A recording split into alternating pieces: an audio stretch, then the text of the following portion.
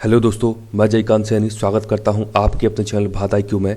हम डिस्कस करें Rajasthan Patrika newspaper and Dainik Bhaskar 17 और 18 जनवरी। तो बने रहिए इस वीडियो के साथ अंत तक। There is lot to know and lot to discuss. तो आइए शुरू करते हैं आज का डिस्कशन।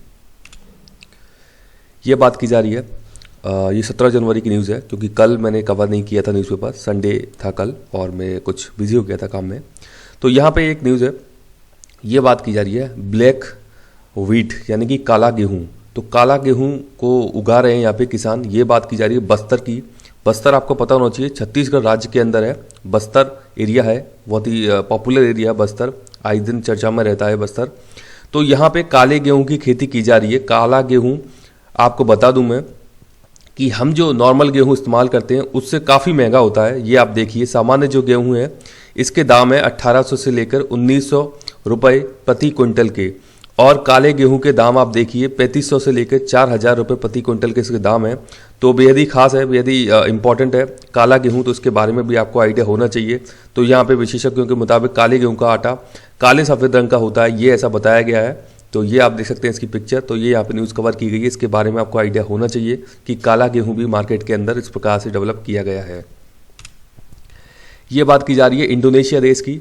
तो इंडोनेशिया में आपको पहले भी कवर करा चुका हूँ। इंडोनेशिया एक द्वीपों का देश है, बहुत बड़ा देश है एक। तो यहाँ पे इसका एक द्वीप है जावा द्वीप, जिस पर कि इंडोनेशिया की कैपिटल है जकार्ता, ये मैं आपको बता चुका हूँ। यहाँ पर जावा द्वीप पर एक माउंटेन है सेमारू माउंटेन। तो सेमारू माउंटेन ज्वालामुखी है यहाँ पे, सेमारू माउंटेन ज्वालामुखी, ये आपसे नाम पूछा जा सकता है कहाँ पर है। तो ये इंडोनेशिया के जावा द्वीप पर है। यहाँ पर ये फट गया है, यानी कि लावा इससे बाहर निकलने लगा है सेमारू माउंटेन ज्वालामुखी से। तो ये यहाँ पर न्यूज़ की कवर की गई है, तो इसके बारे में आपको आइडिया होना चाहिए कि सेमारू माउंटेन ज्वालामुखी कहाँ पर स्थित है। तो ये इंडोनेशिया के जावा द्वीप पर अवस्थित है। ये बात की गई है राज्य कर्मचारी चयन बोर्ड राजस्थान RSM जिसको आप बोलते हो। तो ये संडे को न्यूज़ निकल के आई थी, संडे को आई थिंक या सैटरडे को शाम को आई थी ये न्यूज़ कि अब यहाँ पे इन्होंने अपना इस्तीफा दे दिया है। इनका नाम है जाटावत साहब हैं। तो ये अभी इसके अध्यक्ष थे राज्य कर्मचारी चयन बोर्ड के। तो यहाँ पर इनका इस्तीफा मंजूर कर लिया गया है। तो अब देखते हैं आने वाले समय में कौन बनाया जाएगा। काफ़ी ज़्यादा आरोप भी लगाए गए थे राज्य कर्मचारी चयन बोर्ड पे, क्योंकि पेपर लीक हुए थे, जैसे कि एक जेई परीक्षा थी, उसको लेकर के चर्चा रही थी। तो ये काफ़ी ज़्यादा विवाद में रही थी संस्था। तो अभी जाटावत जी को भी यहाँ से हटा दिया गया है। तो देखते हैं आने वाले समय में अभी कौन इसके अध्यक्ष होंगे। इससे पहले इसके सचिव भी हटाए गए थे, उन्होंने भी अपना इस्तीफा दिया था। तो ये दोनों ही इम्पोर्टेंट हो जाते हैं, क्योंकि अध्यक्ष और सचिव इस प्रकार से हटाया जाना तो अच्छी बात है। देखते हैं आने वाले समय में क्या बेहतर चीज़ें होती हैं इसको लेकर के, किस प्रकार से पैटर्न रहता है। ये बात की जा रही है स्टैच्यू ऑफ यूनिटी की। स्टैच्यू ऑफ यूनिटी गुजरात के अंदर है, राइट। तो यहाँ पे अब क्या किया गया है, यहाँ पे रेल लाइन बिछाई गई है। तो यहाँ पे केवड़िया रेलवे स्टेशन है, जो कि यहाँ नज़दीक है। किसके नज़दीक है? ये है स्टैच्यू ऑफ यूनिटी के नज़दीक है केवड़िया स्टेशन। अब इसका रीज़न क्या है कि यदि आपको टूरिज्म को प्रमोट करना है कहाँ पे, स्टैच्यू ऑफ यूनिटी पे, तो आपको एक्सेस देनी होगी लोगों को, यानी कि पर्यटकों को वहाँ पे पहुँचाने के लिए आपको ईजी एक्सेस देनी होगी। तो उसके चलते यहाँ पे कई सारी ट्रेनों को मतलब हरी झंडी दिखाई गई है PM के द्वारा। तो यहाँ पे ट्रेन अब केवड़िया रेलवे स्टेशन तक पहुँच जाएंगी, तो टूरिस्ट इजीली इस एरिया तक एक्सेस कर सकेंगे और यहाँ पे ये जो स्टैच्यू ऑफ यूनिटी है इसको विजिट कर सकेंगे। तो यहाँ पे काफ़ी सारे पर्यटक आने वाले समय में बढ़ने वाले हैं। तो ये सब यहाँ पे बात की जा रही है। अब मुझे आप ये बताइए, ये जो स्टैच्यू ऑफ यूनिटी है ये किस नदी के किनारे है? इंपॉर्टेंट नदी है, वो मेरे को आप बताइए। वैसे तो यहाँ पे दी हुई है, मेंशन्ड है, ये नर्मदा नदी के किनारे है statue of unity. Kevadia railway station इसके पास में है, तो ये आपको आइडिया होना चाहिए। तो नाम पूछा जा सकता है कहाँ पे है। तो ये गुजरात के अंदर इस प्रकार से डेवलप की गई हैं चीज़ें। तो ये टूरिज्म को प्रमोट करेगी आगे। ये ट्रेन जो स्टार्ट की गई केवड़िया रेलवे स्टेशन के लिए, तो अच्छी बात है। इससे टूरिज्म काफ़ी ज़्यादा प्रमोट होता है इन चीज़ों को लेकर के, क्योंकि एक्सेस बढ़ जाती है लोगों की, तो ईजिली वहाँ पे विजिट कर सकते हैं। ये बताया गया एक डेटा कि संयुक्त राष्ट्र के अनुसार, यानी कि UN ने वैसा बताया कि 2020 में भारत के जो लोग हैं दुनिया भर के अंदर तकरीबन 1.8 करोड़ हैं, यानी कि 1.8 करोड़ प्रवासी हैं। तो ये एक विश्व का सबसे बड़ा प्रवासी समूह है। तो यहाँ पे ये विविधता और जीवंतता की बात की जा रही है, यानी कितनी ज़बरदस्त डाइवर्सिटी है इंडियन लोगों की कि 1.8 करोड़ लोग दुनिया के बाहर हैं। देश के अंदर तो है ही ये लोग, लेकिन उसके अलावा भी दुनिया के बाहर कई सारे देशों में फैले हुए हैं भारतीय लोग। तो ये एक आइडिया आपको होना चाहिए। तो तकरीबन आप मोटा मोटा आइडिया 2 करोड़ भी मान सकते हो ऐसे आप, लेकिन ये 1.8 करोड़ यहाँ पे दिया गया है। तो आपको मतलब एक बेसिक आइडिया होना चाहिए कि भारत के कितने लोग हैं जो कि भारत के बाहर भी काम कर रहे हैं। ये यहाँ पे बात की गई है विदुर हैं यहाँ पे, इनका नाम है, ये इनकी पिक्चर है यहाँ पे। तो अमेरिका के नए राष्ट्रपति जो हैं बाइडेन, उन्होंने भारतवंशी हैं विदुर। तो स्वास्थ्य नीति विशेषज्ञ हैं ये, भारतवंशी स्वास्थ्य नीति विशेषज्ञ विदुर शर्मा को कोविड-19 रेस्पॉन्स टीम में परीक्षण सलाहकार के तौर पर नामित कर दिया है। यानी कि जो टेस्ट के लिए जो एडवाइज़र होंगे, मतलब सलाहकार होंगे वहाँ पे, कहाँ, यूएसए के अंदर, तो उनका नाम वहाँ पे नामित कर दिया गया है, नॉमिनेट कर दिया गया है। तो नाम याद रखिएगा, इंपॉर्टेंट बन जाता है फिर यहाँ पे विदुर शर्मा। अगेन कई सारे मैं आपको बता चुका हूँ पहले भी, जब से ये चुन करके आए हैं बाइडेन साहब, तो कई सारे भारतीय लोग जो हैं अच्छे अच्छे ओहदे पे उनको नियुक्ति दी गई है। तो ये भी इंपॉर्टेंट न्यूज़ बन जाती है।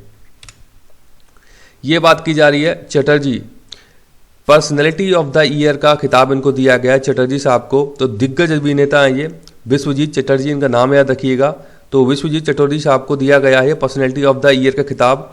अब गोवा में इंटरनेशनल फिल्म फेस्टिवल स्टार्ट हो गया है, नाम याद रखिएगा, इंटरनेशनल फिल्म फेस्टिवल 51वां, यानी कि 51 कैसे याद रखेंगे आपको पता होगा। शगुन का बड़ा ही अच्छा एक मतलब ये अमाउंट होता है, एक कह सकते हैं हम, जब भी किसी को शादी में या किसी को हम देते हैं तो बड़ा ही शुभ होता है। 51, 101 इस प्रकार के कुछ अमाउंट होते हैं। तो आप यहाँ पे याद रखिएगा कि ये 51वां इंटरनेशनल फिल्म फेस्टिवल है जो कि गोवा के अंदर शुरू हो गया है। तो यहाँ पे पर्सनैलिटी ऑफ द ईयर का खिताब जो दिया गया है, ये दिया गया है विश्वजीत चटर्जी साहब को। तो ये कलकत्ता के रहने वाले हैं, मतलब कि वेस्ट बंगाल के रहने वाले हैं विश्वजीत चटर्जी साहब। तो इनके बारे में आपको आइडिया होना चाहिए। ये बात की गई है युगांडा की। तो यहाँ पर छठी बार एक व्यक्ति हैं जो कि युगांडा के राष्ट्रपति बने हैं, इनका नाम है मुसेवेनी। तो देख लेते हैं, युगांडा की राजधानी है कंपाला, नाम याद रखिएगा कि इस प्रकार से जब भी कोई चीज़ें रहती हैं न्यूज़ में तो उनके बारे में पूछा जा सकता है डायरेक्टली आपको कि युगांडा की राजधानी क्या है, तो उसका नाम है कंपाला। तो कंपाला युगांडा की राजधानी है और यहाँ के प्रेसिडेंट हैं योवेरी मुसेवेनी। तो ये अगेन बन गए हैं, तो छठी बार बन गए हैं योवेरी मुसेवेनी। तो इंपॉर्टेंट बन जाते हैं। यहाँ पर इनकी पिक्चर आप देख सकते हैं। अब मैं आपको इसका ज्योग्राफिक लोकेशन भी दिखा देता हूँ युगांडा की। तो ये आप देख सकते हैं, यहाँ पे है युगांडा है, यहाँ पे ये युगांडा और उसकी कैपिटल कंपाला आप देख सकते हैं। इंपॉर्टेंट कंट्रीज है, केन्या ऐसे लग रहा है, यहाँ पे ऊपर साउथ सूडान लग रहा है, साउथ सूडान की कैपिटल जुबा है।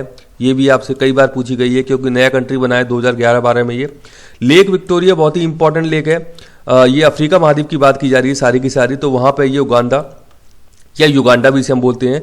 तो लेक विक्टोरिया से आपने नाइल रिवर का नाम सुना होगा, दुनिया की सबसे लंबी नदी है नाइल रिवर। तो ये जो नाइल रिवर है यहाँ पर 2 नाइल से मिलकर के, सॉरी 2 नदियों से मिलकर के बनी है। जो नील नदी है इसे हम बोलते हैं, एक होती है वाइट, एक होती है ब्लू। तो वाइट जो नाइल रिवर है वो यहाँ से निकलती है इस प्रकार से लेक विक्टोरिया से निकलती है सफ़ेद नील नदी। तो ये आपको आइडिया होना चाहिए। तो इंपॉर्टेंट लेक है लेक विक्टोरिया, यहाँ पे उगंदा से लगती हुआ देख सकते हैं आप। ये रावांडा है, बुरुंडी है, ये कुछ देश है यहाँ पे। केन्या आप देख सकते हैं, इसकी कैपिटल नैरोबी है। तो इसके बारे में थोड़ा सा आपको बेसिक आइडिया एक होना चाहिए। ये बात की जा रही है, ये अब आज का ही ये न्यूज़पेपर है, यानी कि 18 जनवरी का है। तो पेज नंबर 1 पे न्यूज़ है यहाँ पे। तो कोरोना काल में फैला तुरंत कर्ज का जाल, यानी कि जो कोविड-19 का दौर जब आया तो लोगों के रोजगार खत्म हो गए, आय उनकी खत्म हो गई, तो लोगों को पैसे की जरूरत पड़ी। तो चीनी कंपनीज हैं, चीनी आपको समझ सकते हो, चीन मतलब इतना ज़्यादा दिमाग लगाता है इन चीज़ों को लेकर के। तो उसने क्या किया, ऐप बना डाले अपने कई सारे। अब उसने ऐप बना करके क्या किया है कि लोगों को लोन देना स्टार्ट कर दिया है बहुत ही इजी टर्म्स एंड कंडीशन पे। तो आपको आसानी से लोन मिल जाता है। अब उसका ये टेरर चालू हो गया है कि आपका जो लोन है बड़े ही इजीली वो प्रोवाइड कराता है, ज़्यादा आपसे कुछ चीज़ें नहीं मांगता है, लेकिन उसकी इंटरेस्ट रेट काफ़ी हाई होती है जो ऐप के थ्रू आपको लोन दिया गया है। तो अब वहाँ पर टेररिज्म स्टार्ट हो गया है चाइना के, किस प्रकार से आपसे वसूली की जा रही है। तो कई सारे फैक्टर यहाँ पे बताए गए हैं। ये एक प्रकार से साइबर क्राइम की श्रेणी में ही आता है क्योंकि लोग अवेयर नहीं है। अब जो आपको साइबर क्राइम के जाल में फंसाता है वो बहुत ही इंटेलेक्चुअल होता है, लेकिन कई सारे लोग हैं, कई सारी प्रॉब्लम्स होती हैं तो उनको इतना अवेयरनेस नहीं होती है। आप टर्म्स एंड कंडीशन आप एक्सेप्ट कर लेते हैं, जैसे कि व्हाट्सएप की अभी भी चल रही है। तो इस प्रकार से ऐप्स जो आती हैं, आप अगेन मतलब अचानक से ही कोई ऐप्स आई, आपको लगा कि यहाँ से हमको कुछ लेना चाहिए, अच्छा है, लोन मिल रहा है आपको ईजी टर्म्स एंड कंडीशन पे, तो आप इजी वहाँ पे मतलब आप अप्लाई करते जाते हैं, टर्म्स एंड कंडीशन ज़्यादा ध्यान नहीं रखते हैं क्योंकि आपको स्टार्टिंग में इतना कुछ आइडिया नहीं होता है। तो अब ये यहाँ पे देख सकते हैं आप, चीन का जो इंस्टेंट लोन देने का जो है वो वायरस है एक, हमारी बैंकिंग साइबर सुरक्षा में सेंध मार रहा है। तो ये यहाँ पे हेडलाइन भी दी गई है इसको, तो आप इन सब चीज़ों से बचकर रहिएगा क्योंकि इस प्रकार से चाइना ने किया है कि भारत के अंदर कई सारे लोगों को इजीली लोन प्रोवाइड करा दिया है और अब वहाँ पे कुछ उनको कॉल्स आ रहे हैं, कुछ ऐसे थ्रेट्स आ रहे हैं उनको कि आप उसका रीपेमेंट जल्द से जल्द कीजिए। और रीपेमेंट आप समझ सकते हैं बहुत ज़्यादा हेफ्टी उन्होंने इंटरेस्ट रेट्स वहाँ पे चार्ज किए हुए हैं उन लोगों से। तो ये एक बड़ी दुविधा की बात है, तो इन सब के बारे में अभी आपको आइडिया होना चाहिए। ये बात की जा रही है आज से लौटेगी स्कूलों और कॉलेजों में रौनक, तो ये बात की गई है ठीक 9 महीने 27 दिन के बाद स्कूल और कॉलेज आज से खुल जाएंगे। तो 9वीं से 12वीं तक की कक्षाएं लगेंगी, यानी कि 9वीं से 12वीं तक की, और कॉलेज में जो अंतिम वर्ष की कक्षाएं हैं वो अभी लगाई जाएंगी। जैसे कि हम बात करें बीए, तो बीए के फाइनल ईयर, तो इसी प्रकार से ये कक्षाएं लगाई जाएंगी। तो इसके बारे में आपको आइडिया होना चाहिए कि अभी 9 से 12वीं तक के और कॉलेज लेवल की कक्षाएं शुरू हो जाएंगी आज से। तो काफ़ी लंबा गैप होने के बाद दोबारा से चीज़ें पटरी पर आ रही हैं, तो अच्छी बात है। ये बात की जा रही है G7 सम्मेलन की, तो G7 जो सम्मेलन है ये अभी 2021 में होने जा रहा है। तो पीएम मोदी जी को न्योता दिया गया है, किन की तरफ से? बोरिस जॉनसन साहब की तरफ से। तो देख लेते हैं कुछ इंपॉर्टेंट चीज़ें। G7 इंपॉर्टेंट एक ग्रुप है यहाँ पे।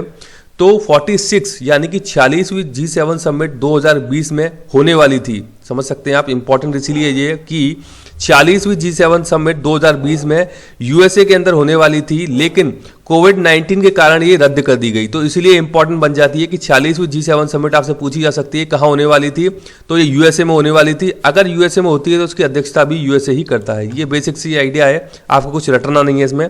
तो अब जो होने वाली है ये है 47वीं G7 समिट। तो 47वीं G7 समिट 2021 में होगी, यूके के अंदर होगी। इसीलिए बोरिस जॉनसन साहब ने नरेंद्र मोदी जी को इनवाइट किया यहाँ पे इसमें शामिल होने के लिए। हालांकि G7 कंट्रीज जो है ग्रुप है उसमें भारत शामिल नहीं है, लेकिन इनको फिर भी ये डिपेंड करता है उस कंट्री पे जहाँ पे ये होने वाली है कि वो किसको इसको इनवाइट कर सकते हैं।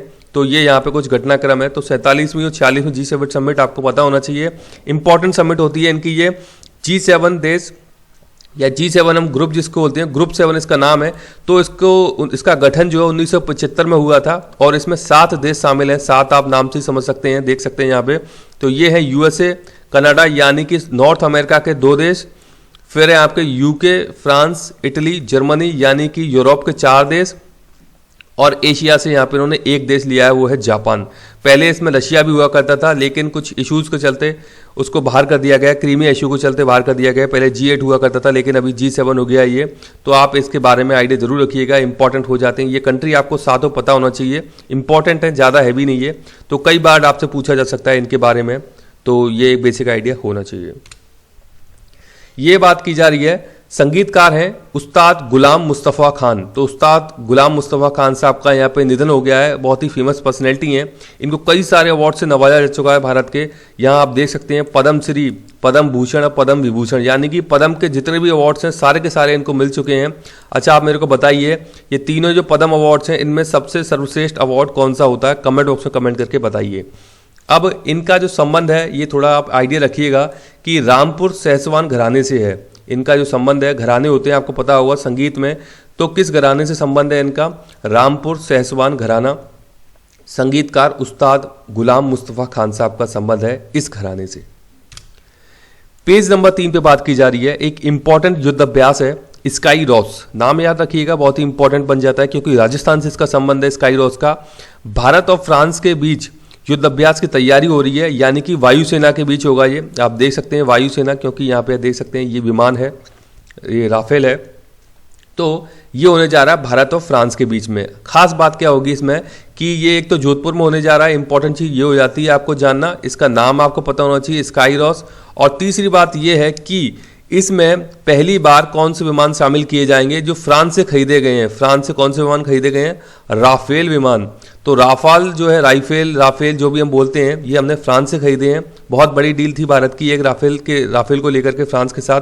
तो ये युद्धाभ्यास भी हमारा भारत और फ्रांस का युद्धाभ्यास हो रहा है ये, जिससे हमने फ्रांस से ही हमने राफेल खरीदे हैं और उसके साथ ही हम युद्ध अभ्यास कर रहे हैं स्काई रॉस भारत के अंदर, राजस्थान, जोधपुर में। तो ये कुछ इंपॉर्टेंट न्यूज़ है, इसके बारे में आपको आइडिया होना चाहिए।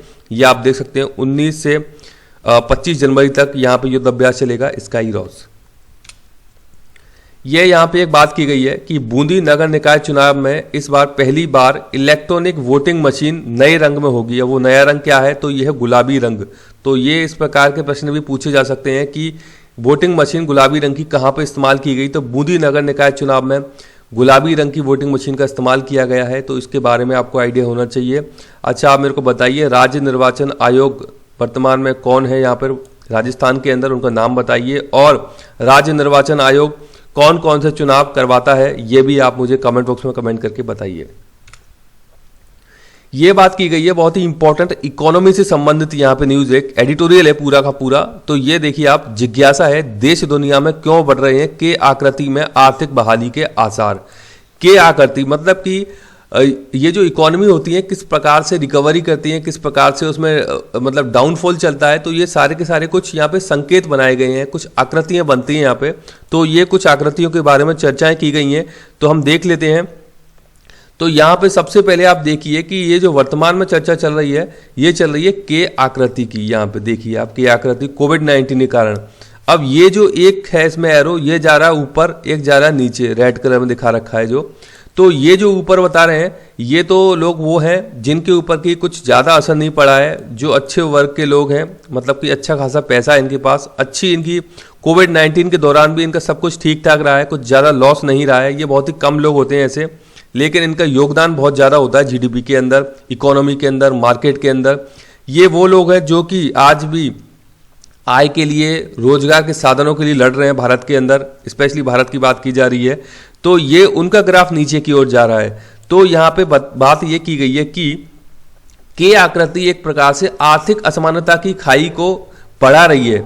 आर्थिक असमानता की खाई कैसे बढ़ रही है आप देख सकते हैं। ये ग्राफ ऊपर जा रहा है इन लोगों का, जो कि कुछ महज 15 से 20% लोग हैं, लेकिन जो मैक्सिमम लोग हैं वो यहाँ पर बैठे हुए हैं। ये खाई बढ़ती जा रही है इन दोनों के बीच में, आप देख सकते हैं। ये खाई इस प्रकार से है, यदि ये यहाँ पे आए तो ये खाई कम होगी। यानी कि आप आर्थिक असमानता और कीवर्ड जरूर याद रखिएगा जब भी के आकृति की बात की जाएगी। तो अभी के आकृति की बात भारतीय इकोनॉमी के संदर्भ में की जा रही है, तो ये आर्थिक असमानता को स्पष्ट कर रही है के आकृति। अब यहाँ पे कुछ और आकृतियां बताई गई हैं, तो इनके बारे में भी आपको आइडिया होना चाहिए। ये बताई गई है वी शेप आकृति। तो इसमें क्या होता है, तेजी से तो आर्थिक गिरावट आती है और बिना रुके उतनी ही तेजी से ये आर्थिक गिरावट आई और बिना रुके ये फिर से ग्रोथ इसने हासिल करती। तो इसको हम बोलते हैं वी शेप इकोनॉमी। तो कोविड-19 के दौरान भी इस प्रकार की चर्चाएं की जा रही थी कि वी शेप इकोनॉमी देखने को मिलेगी, क्योंकि जैसे ही सारी चीज़ें इकोनॉमिक जो रेस्ट्रिक्शन लगाए हुए थे, पूरा क्लोज किया था मार्केट, तो वो जैसे ही ओपन होगा तो इस प्रकार से हमारी इकोनॉमी ऊपर जाएगी। लेकिन ऐसा हुआ नहीं, वी शेप इकोनॉमी की बात की जा रही थी। इसके अलावा एक होती है फिर यू शेप इकोनॉमी। इसमें क्या होता है, आर्थिक मंदी के बाद कुछ समय के लिए आय ठहराव के बाद बहाली आ जाती है। यानी कि कुछ समय आपकी आर्थिक मंदी रहेगी, फिर उसके बाद फिर से आप ऊपर चले जाओगे। तो इस प्रकार से यू शेप इकोनॉमी बनती है। फिर होती है डब्ल्यू शेप इकोनॉमी होती है। इसमें क्या होता है, इसमें होता है दोहरी गिरावट वाली मंदी आती है, जिसमें तेजी से गिरावट के साथ छोटी सी अस्थायी बहाली हो और फिर गिरावट आ जाए। कैसे, ये आप देखिए, ये डाउन गया नीचे, फिर ये ऊपर आया, ये अस्थायी रूप से ऊपर आया, फिर डाउन गया और ये फिर से ऊपर आ गया। तो इसको हम बोलते हैं डब्ल्यू शेप आकृति वाली इकोनॉमी बोलते हैं। एक होती है एल शेप इकोनॉमी। तो इसमें क्या होता है, यह आकृति तब बनती है जब आर्थिक मंदी के बाद सालों तक अर्थव्यवस्था पटरी पर नहीं आती है। आप समझ सकते हैं, ये हमारी इकोनॉमी है, नीचे गई और फिर यहीं पे पड़ी हुई है। ये आप देख सकते हैं, आप ये नीचे एकदम ऐसे है, ऊपर जा ही नहीं रहा इसका ग्राफ।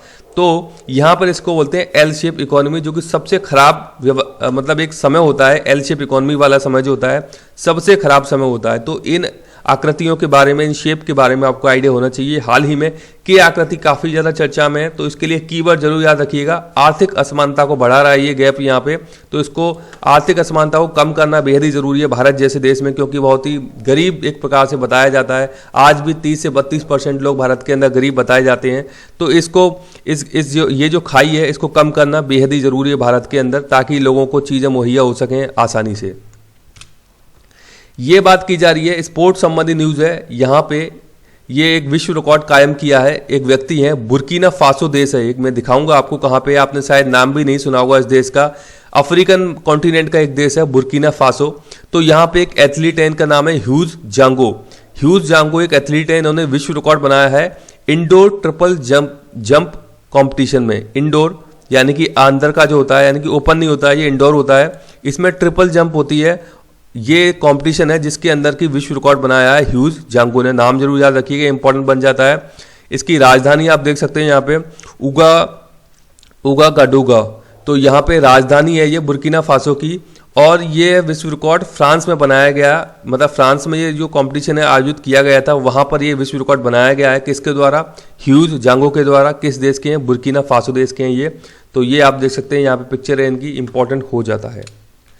ये आप देख सकते हैं वेस्ट अफ्रीका के अंदर है, वेस्ट अफ्रीका के अंदर है बुर्किना फासो देश। यहाँ पे आप देख सकते हैं ये पूरा का पूरा अफ्रीका महाद्वीप है, और यहाँ पे बुर्किना फासो देश है। ज़्यादा लोगों में इसके बारे में चर्चा नहीं रहती है, तो इसके बारे में आइडिया नहीं होता है। तो आप इसके बारे में थोड़ा सा आइडिया जरूर रखिएगा। इंपॉर्टेंट कंट्री है। इंपॉर्टेंट कंट्री मतलब उस लिहाज से कि हमें अफ्रीका महाद्वीप के अंदर इंपॉर्टेंट कंट्रीज है वेस्ट पार्ट के अंदर। तो ये है बुर्किना फासो। पेज नंबर 10 पे बात की जा रही है। ये है टर्की देश के प्रेसिडेंट हैं, इनका नाम है रेसेप तैयप एर्दोगन। नाम जरूर याद रखिएगा, रेसेप तैयप एर्दोगन इनका नाम है, और राजधानी अंकारा है। तो यहाँ पे ये हेडलाइन आई है कि तुर्की के राष्ट्रपति एर्दोगन ले रहे हैं विरोधियों से बदला। तो काफ़ी ज़्यादा चर्चा में रहता है, बहुत ही इंपॉर्टेंट एक देश है टर्की। और आप मेरे को कमेंट बॉक्स में ये बताइए कि क्या टर्की नाटो का मेंबर है या नहीं है, ये मुझे कमेंट बॉक्स में कमेंट करके बताइए। राजधानी अंकारा नाम याद रखिएगा, और यहाँ के प्रेसिडेंट का नाम भी आप याद जरूर रखिएगा। ये दैनिक भास्कर की कुछ न्यूज़ हैं, यहाँ पे इंपॉर्टेंट न्यूज़ हैं। तो राज्यपाल महोदय जो हैं कलराज मिश्र साहब हैं राजस्थान के, तो उन्होंने एक अभियान का शुभारंभ किया है, इसका नाम है सक्षम 2021। सक्षम 2021 का संबंध किससे, ये आपको जरूर पता होना चाहिए। देश में प्राकृतिक संसाधनों के संरक्षण हेतु ये अभियान चलाया गया है पूरे देश के अंदर। ये पूछा जा सकता है कि सक्षम 2021 क्या है, तो ये देश में प्राकृतिक संसाधनों के कंजर्वेशन के लिए अभियान चलाया गया है। तो राजस्थान में इसका शुभारंभ किया है राज्यपाल कलराज मिश्र साहब ने। तो ये इंपॉर्टेंट है, इसके बारे में आपको आइडिया होना चाहिए। ये 21 फरवरी को आयोजित होगा national IIT genius scholarship exam. तो जो भी व्यक्ति इसके लिए एलिजिबल हैं और देना चाहते हैं इस स्कॉलरशिप एग्जाम को, तो ये आप देख सकते हैं 21 फरवरी को आयोजित होगा। ऑनलाइन मोड में परीक्षा होगी, और कौन कौन दे सकते हैं? 8वीं 9वीं 10वीं 11वीं 12वीं सफल जो व्यक्ति हैं वो इसमें शामिल हो सकते हैं। तो ये अच्छी चीज़ है, इस प्रकार की कंपटीशन होते रहना भारत के अंदर। तो आप देख सकते हैं जो भी आपको लगता है कि कोई लोग इसमें शामिल हो सकते हैं, आप उनको ज़रूर बता सकते हैं कि 21 फरवरी को इस प्रकार का आयोजन होने जा रहा है, आईआईटी जीनियस स्कॉलरशिप एग्जाम। ये एक दैनिक भास्कर ओलंपियाड भी होने जा रहा है। अच्छे इस प्रकार के ओलंपियाड कंपटीशन होते रहते हैं। तो कक्षा 5वीं से लेकर और 12वीं तक के विद्यार्थी इसमें हिस्सा ले सकेंगे। तो अच्छी बात है ये इस प्रकार के ओलंपियाड में। तो जो भी व्यक्ति आपको लगता है, जो भी स्टूडेंट आपको लगता है कि इसमें भाग ले सकते हैं, आप उनको जरूर बता सकते हैं। यहाँ पर आप देख सकते हैं ये नंबर भी दिया गया है, तो इनको आप कॉन्टैक्ट कर सकते हैं इसमें पार्टिसिपेट करने के लिए। तो ये कुछ चीज़ें हैं, तो इसके बारे में आप अवेयर रहना चाहिए आपको भी, और आप मैसेज भी पास कर सकते हैं जो भी आपको लगता है आपके सगे संबंधी हों या पड़ोसी हों उनको भी। ये बात की जा रही है जैसलमेर के खाबा गांव की। जैसलमेर में है खाबा गांव। 200 साल से वीरान था खाबा गांव, अब आधा आबाद हो चुका, पर्यटन बढ़ा तो लौटने लगे लोग। ये देख सकते हैं बेहद ही सुंदर तस्वीर है। जैसलमेर में इस प्रकार की तस्वीर देखना बहुत ही रेयर होता है कि आप ये ग्रीनरी इस प्रकार की देख सकते हैं। तो यहाँ बात आ रही है पालीवाल ब्राह्मणों की। तो इस खाबा गांव को बसाया था पालीवाल ब्राह्मणों ने। तो ये इंपॉर्टेंट न्यूज़ है। कई बार प्रश्न आया कि पालीवाल ब्राह्मणों का संबंध किस जगह से है, तो इनका संबंध जैसलमेर जिले से है पालीवाल ब्राह्मणों का। तो जैसलमेर में इनका नाम आता है पालीवाल ब्राह्मणों का, इसके बारे में भी आपको पता होना चाहिए। ये तो रिपीटेडली प्रश्न पूछा गया है पालीवाल ब्राह्मणों के बारे में, और जैसलमेर के अंदर है खाबा गाँव, तो ये भी आपको आइडिया होना चाहिए। तो मुझे आशा है कि वीडियो आपको अच्छा लगा होगा। वीडियो यदि अच्छा लगा है तो ज़्यादा से लाइक शेयर सब्सक्राइब करें और मुझे अपने जो भी सुझाव हैं कमेंट बॉक्स में या मुझे ईमेल आप कर सकते हैं। इसी के साथ धन्यवाद, मिलते हैं अगली वीडियो में।